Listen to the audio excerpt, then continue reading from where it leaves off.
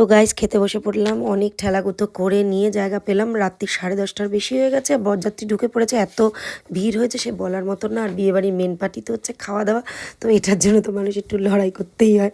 তো যাই হোক, লড়াই টড়াই করে খুব একটা লড়াই করতে হয়নি, তবু বসে পড়েছি।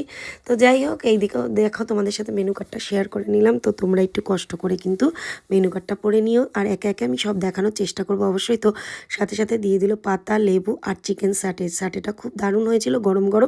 আর শুধু সাটে বলে না, প্রত্যেকটা রান্না দারুণ হয়েছে, মিথ্যে কথা বলবো না, দারুণ টেস্ট হয়েছে। আর গরম গরম একদম, অত রাত্রেও। তো নানটা দিয়ে গেছে, আমার তো সাটে খাওয়া হয়নি, তার আগেই নান আর ছোলার তরকারি দিয়ে গেছে। ওটাও খেতে খেতে চলে এলো ভাত, আর ভাতের সাথে দিয়ে দিল মাছের মাথা দিয়ে মুগের ডাল, আর সাথে আলুর চিপস। তো একটু লেবু চিপে ভালো করে মাখিয়ে নিয়ে খেয়ে নিলাম। দারুণ লাগে এই কম্বোটা, তাই না বলো? বাঙালিদের মানে ডাল আর আলুর ভাজা, আলুর চিপসটা দারুণ। তারপরে দিয়ে দিল কাতলা কালিয়া। তো খেতে খেতে চলে এলো ফ্রাইড রাইস, আর তার সাথে চিকেন কষা। আর ওরা এত ফাস্ট দিচ্ছিল কারণ অনেকটা ভিড় হয়ে গেছে তার জন্য। আর শীতের রাত, তোমরা তো বোঝোই, ঠান্ডার মধ্যে সবাই কষ্ট পাচ্ছিল, তার জন্য তাড়াতাড়ি করছিল।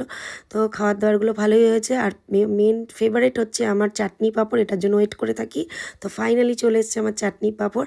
দু রকমের মিষ্টি করেছিল, রসগোল্লা আর লট। তো আমি লট খেয়েছি, একটাই খেয়েছি। আর পাতের যা অবস্থা সেটা দেখানোর জন্য দুবার করে তোমাদের মনে হচ্ছে যে মিষ্টি নিয়েছি। তো যাই হোক, ফাইনালি বাড়ি চলে এসেছি, কারণ এত ঠান্ডা বাইরে। আমি আর বউর কাছে যাইনি বিয়ে দেখতে, খাওয়া দাওয়া করে আমি পালিয়ে এসেছি তাড়াতাড়ি করে। প্রচণ্ড ঠান্ডা এখানে, প্রচণ্ড ঠান্ডা চাকদায়, বিভৎস কষ্ট হচ্ছিল। তো বাড়িতে এসে তাড়াতাড়ি করে শাড়ি গয়না টয়নাগুলো খুলে তোমাদের সাথে একটু ভিডিও শেয়ার করছি, আর হজমোলা খাচ্ছি।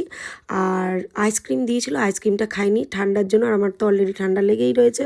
তো শুধু হজমোলাটা নিয়ে এসেছি হাতে করে। তো সেটা খেতে খেতে তোমাদের সাথে একটু ভিডিও শেয়ার করলাম। তো কেমন লাগলো বিয়েবাড়ির ভিডিওটা অবশ্যই কমেন্টে জানিও। এখনও মতো টাটা, গুড নাইট, আবার পরে দেখা।